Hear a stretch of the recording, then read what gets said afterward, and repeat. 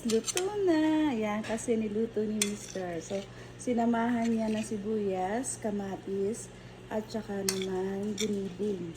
At meron din isang itlog. So, meron tayong wrap. Ayan. Lalagay lang natin dito sa wrap ang ating shawarma. Ayan. Wrap. Marami ka nang magagawa dito, siguro mga tatlong pirasong iroro lang na. So, almusal tayo. Ito na ang ating aalmusalin. Itong shawarma. So, nakagawa tayo ng isa. Ayan, wrap.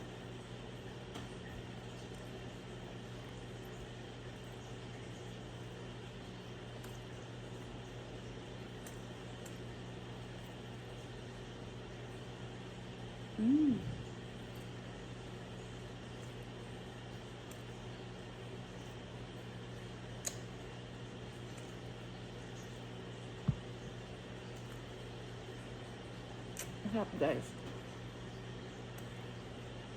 Try nyo to. Tapos with coffee.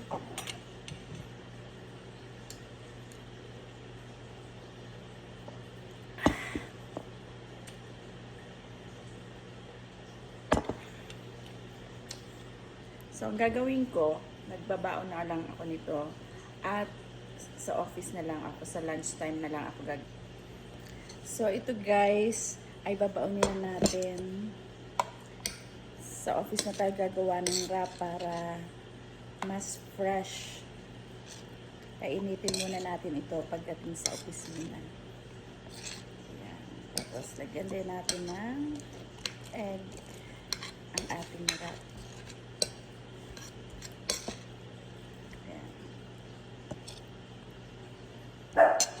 Guys,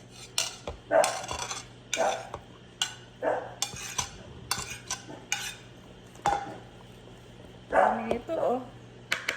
Ilalagay natin to sa separate ziplock. And guys, ito na ang baon natin. Ayan, baon ideas po. Para sa ating juice ay gagamit tayo nitong black grapes para sa ating juice. Ayan. Ayan.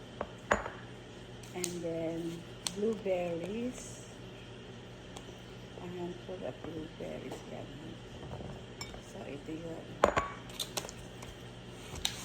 Maganda daw. Tapos yung ating juice ay pomegranate.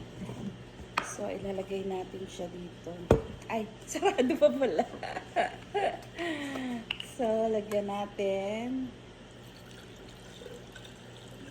Yan, mga ganyan lang siya, guys. Ayan, oh. Tapos, ito, hugasan muna natin. Yan, guys, nahugasan na natin. Ilalagay na natin dito.